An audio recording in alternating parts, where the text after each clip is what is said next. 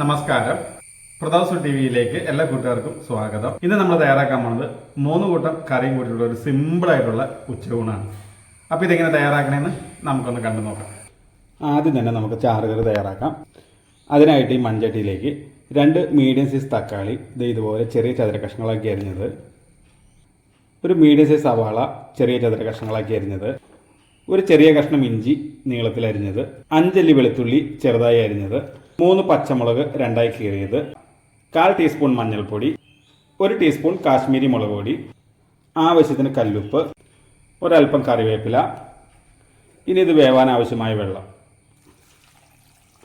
വെള്ളത്തിന് പ്രത്യേകിച്ച് അളവൊന്നുമില്ല. ചാറുകറി ആയതുകൊണ്ട് ഒരല്പം കൂടിയെന്നോർത്ത് കുഴപ്പമൊന്നുമില്ല. എരിവുള്ള മുളക് പൊടിയാണെങ്കിൽ 1/2 ടീസ്പൂൺ ചേർത്താൽ മതി കേട്ടോ.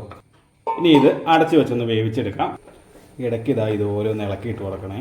അപ്പോൾ ആ കറി നന്നായിട്ട് വെന്ത് റെഡിയായി വന്നിട്ടുണ്ട്. അപ്പോൾ ഇനി നമുക്കിതിലേക്ക് കടുക് താളിച്ചൊഴിക്കാം. ചൂടായ ചട്ടിയിലേക്ക് 1.5 ടേബിൾ സ്പൂൺ വെളിച്ചെണ്ണ ഒഴിച്ചു കൊടുക്കാം. 1/2 ടീസ്പൂൺ കടുക്, 3 ചെറുള്ളി വട്ടത്തിലരിഞ്ഞത്, 2 വറ്റൽമുളക്. ഇതുപോലെ മൂത്ത് വന്നു കഴിയുമ്പോൾ ഒരല്പം കറിവേപ്പില കൂടി ചേർക്കാം. ഇതുപോലുള്ള തേങ്ങ അരയ്ക്കാത്ത കറികളൊക്കെ താളിക്കുമ്പോൾ ഒരല്പം വെളിച്ചെണ്ണ കൂടുതൽ ഒഴിക്കുന്നത് കറിക്ക് ടേസ്റ്റ് കൂട്ടും കേട്ടോ.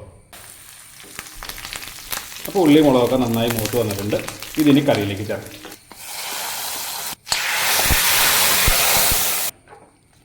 അപ്പോൾ അതേ നമ്മുടെ തക്കാളി സവാളയും കൂടിയുള്ള കറി തയ്യാറായിട്ടുണ്ട്. ഇനി നമുക്ക് അടുത്ത കറി തയ്യാറാക്കാം. ഇനി നമുക്കൊരു നെല്ലിക്ക ചമ്മന്തി തയ്യാറാക്കാം. അതിനായിട്ട് ഒരു വലിയ നെല്ലിക്ക ചെറിയ കഷ്ണങ്ങളാക്കി കുരുകളഞ്ഞെടുത്താണ് അത് ഈ ജാറിലേക്ക് ചേർക്കാം. ഒരു കൊത്ത് തേങ്ങ ചെറിയ കഷ്ണങ്ങളാക്കിയത്, 4 പച്ചമുളക്, ഒരൽപ്പം കറിവേപ്പില, ആവശ്യത്തിന് കല്ലുപ്പ്, 2 ചുവന്നുള്ളി. ഇത്രയും ചേർത്ത് വെള്ളം ചേർക്കാതെ നമുക്ക് ഒന്ന് അരച്ചെടുക്കാം. അപ്പോൾ ഇതുപോലെ അരച്ചെടുത്തിട്ടുണ്ട്. അപ്പോൾ നമ്മുടെ ചമ്മന്തിയും തയ്യാറായി. ഇനി അടുത്ത കറി തയ്യാറാക്കാം. കറി തയ്യാറാക്കാനായിട്ട് 300 ഗ്രാം ചക്കക്കുരു ഇതുപോലെ ചെറുതായിട്ട് നീളത്തിൽ അരിഞ്ഞെടുത്തിട്ടുണ്ട്. അത് ചട്ടിയിലേക്ക് ചേർക്കാം. ഒരു വലിയ മുരിങ്ങാക്കോല് ഇതുപോലെ നീളത്തിൽ അരിഞ്ഞത് ചേർക്കാം. 1/4 ടീസ്പൂൺ മഞ്ഞൾപ്പൊടി, ഒരൽപ്പം കറിവേപ്പില. ഞാനിപ്പോൾ ഇതിനകത്ത് 1/2 കപ്പ് വെള്ളമാണ് ഒഴിക്കണേ. ആവശ്യത്തിന് കല്ലുപ്പ്. ചക്കക്കുരുവിൻ്റെ വേവ് അനുസരിച്ച് വെള്ളത്തിൻ്റെ അളവിൽ വ്യത്യാസം വരും കേട്ടോ. ഇത് പെട്ടെന്ന് വേണം ചക്കക്കുരുവാണ്. ഇനി ഇത് അടച്ച് വെച്ച് നല്ലതുപോലെ ഒന്ന് വേവിച്ചെടുക്കാം. വെന്ത് വരുമ്പോഴത്തേക്കും ഇതിനകത്ത് ചേർക്കാനുള്ള തേങ്ങ ഒന്ന് ചതച്ചെടുക്കാം. അതിനായിട്ട് 3/4 കപ്പ് തേങ്ങ ചിരകിയത് ജാറിലേക്ക് ചേർക്കാം. 5 ചെറുള്ളി, 4 വെളുത്തുള്ളി, എരിവിനാവശ്യമായ പച്ചമുളക്. ഞാനൊരു 4 പച്ചമുളകാണ് ചേർക്കുന്നത്. 1/4 ടീസ്പൂൺ നല്ല ജീരകം, ഒരൽപ്പം കറിവേപ്പില. ഇത്രയും ചേർത്ത് വെള്ളം ചേർക്കാതെ നമുക്കൊന്ന് ചതച്ചെടുക്കാം. ഇതുപോലെ ചതച്ചെടുത്തിട്ടുണ്ട്. ഇത് കറിയിലേക്ക് ചേർക്കാം. ചക്കക്കുരു മുരിങ്ങാക്കായൊക്കെ നല്ലതുപോലെ വെന്ത് വന്നിട്ടുണ്ട്. ഈ സമയത്ത് അതിലേക്ക് നമ്മൾ അരച്ചു വച്ചിരിക്കുന്ന അരപ്പ് ചേർക്കാം. ചെറുതായിട്ടൊന്ന് തട്ടി പൊത്തി വെച്ചിട്ട് ഒരു 2 മിനിറ്റ് നേരം ഒന്ന് അടച്ചു വെച്ച് അരപ്പൊന്ന് വേവിച്ചെടുക്കാം. തീ വളരെ ലോ ഫ്ലെയിമിലേക്ക് മാറ്റാം കേട്ടോ. അപ്പോൾ നമ്മൾ അടച്ചു വെച്ചിട്ട് 2 മിനിറ്റ് കഴിഞ്ഞിട്ടുണ്ട്. നമുക്കൊന്ന് ഇളക്കി യോജിപ്പിക്കാം. ഒരൽപ്പം കറിവേപ്പില, 1 ടേബിൾ സ്പൂൺ പച്ച വെളിച്ചെണ്ണ. ഉപ്പൊക്കെ പാകമാണോന്ന് ഈ സമയത്ത് നോക്കണേ. എന്നിട്ട് വേണം നന്നായിട്ട് ഇളക്കി യോജിപ്പിക്കാൻ.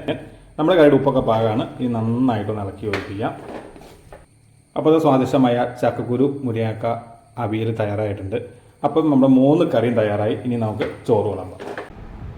നമുക്ക് ഊണ് കഴിക്കാം. നല്ല കുത്തരി ചോറ്, ചക്കക്കുരു മുരിങ്ങക്ക അവിയൽ, തക്കാളിക്കറി, നല്ല നെല്ലിക്ക ചമ്മന്തി. ഇത്രയാണ് നമ്മുടെ ഉച്ചയൂണിൻ്റെ വിഭവങ്ങൾ. അപ്പോൾ നമുക്കൊരു പിടിയും പിടിച്ചാലോ.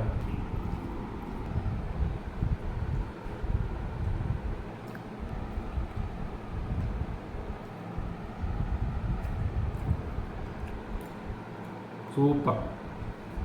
അപ്പോൾ ഒരുപാട് നേരം പറഞ്ഞിട്ടിരിക്കുന്ന സമയമില്ല. ഇത് നിന്ന് പെട്ടെന്ന് കഴിച്ചു തീർക്കട്ടെ കേട്ടോ. ബൈ.